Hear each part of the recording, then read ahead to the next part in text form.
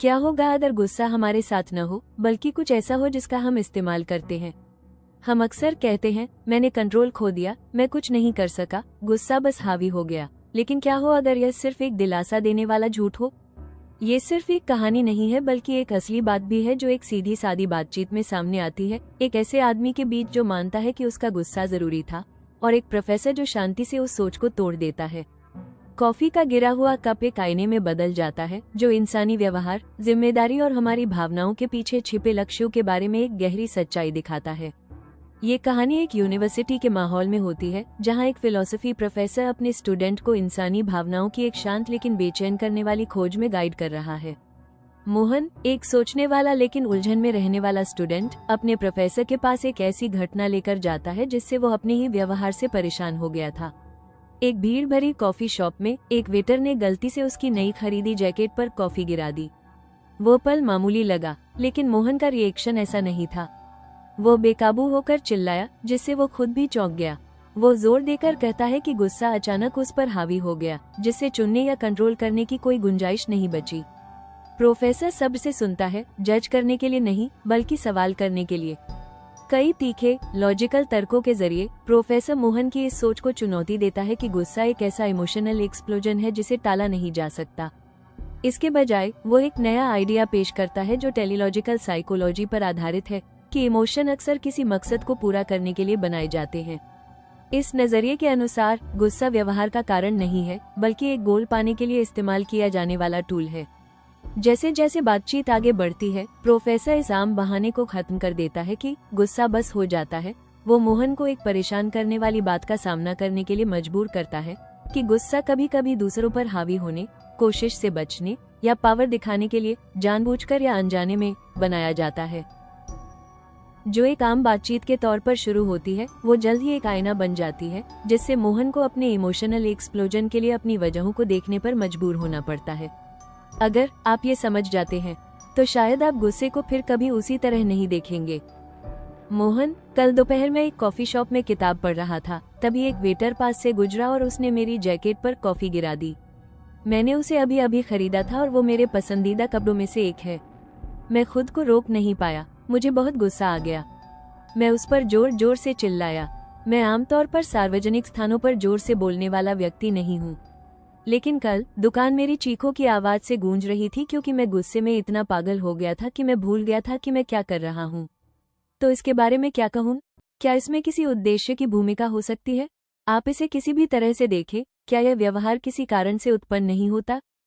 Professor, तो आप गुस्से की भावना से उत्तेजित हो गए और चिल्लाने लगे। हालांकि आप आमतौर पर शांत स्वभाव के हैं, आप गुस्से को रोक नहीं पाए।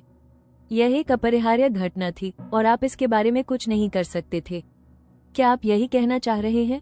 मोहन, जी हाँ, क्योंकि यह सब अचानक ही हुआ। मेरे मुंह से शब्द निकल ही गए, सोचने का समय ही नहीं मिला।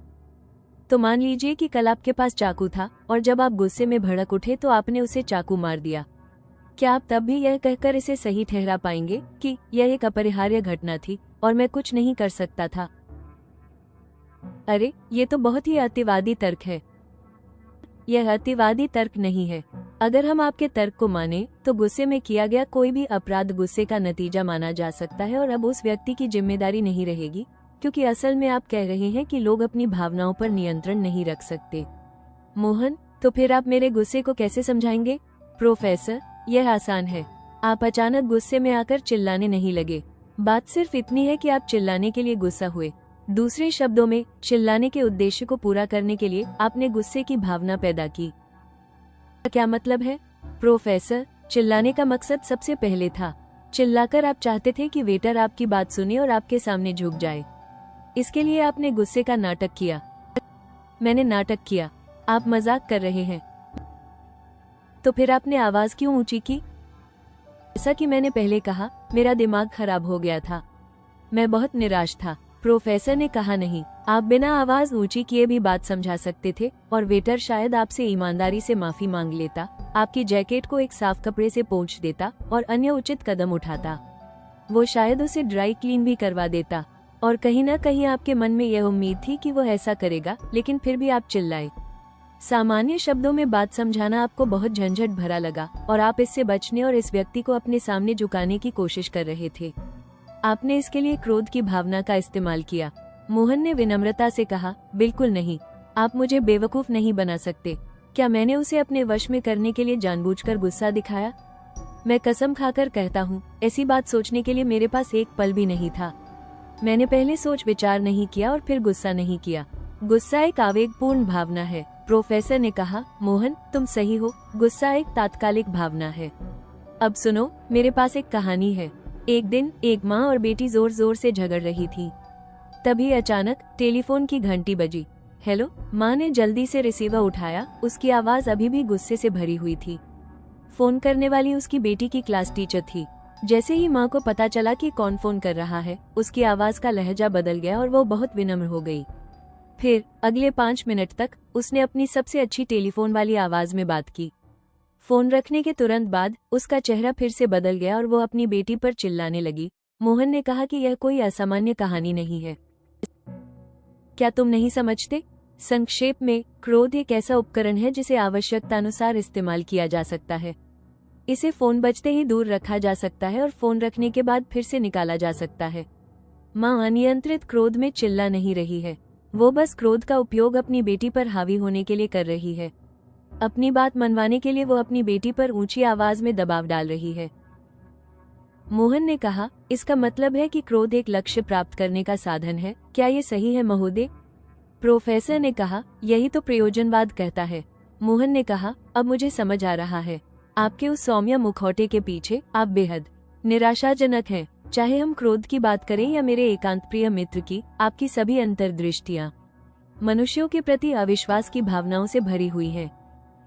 मोहन इसलिए चुप नहीं हुआ क्योंकि वो हार गया था, बल्कि इसलिए क्योंकि उसे एक परेशान करने वाला एहसास होने लगा था। अगर जरूरत पड़ने पर गुस्से को बंद किया जा सकता है, अगर यह पावर डायनामिक्स बदलते ही गायब हो जाता है, तो शायद गुस्सा हम पर राज करने वाला कोई मास्टर नहीं है, बल्कि एक हथियार है जिसे हम तब उठाते हैं जब यह हमारे लक्ष्यों के अनुकूल होता है। सच असहज है गुस्सा, लेकिन टेलियोलॉजी हमें एक कड़वी सच्चाई की याद दिलाती है। हर गुस्से के पीछे अक्सर एक इरादा होता है। हर चीख के पीछे हावी होने की इच्छा होती है। हर मैं कुछ नहीं कर सकता के पीछे चुपचाप लिया गया एक फैसला होता है। गुस्सा हमेशा कंट्रोल खोना नहीं होता, कई बार यह एक स्ट्रेटेजी होती है। और जिस पल हम ये पहचान लेते हैं, हम इस बात की जिम्मेदारी वापस ले लेते हैं कि हम कौन हैं और हम क्या बनना चुनते हैं।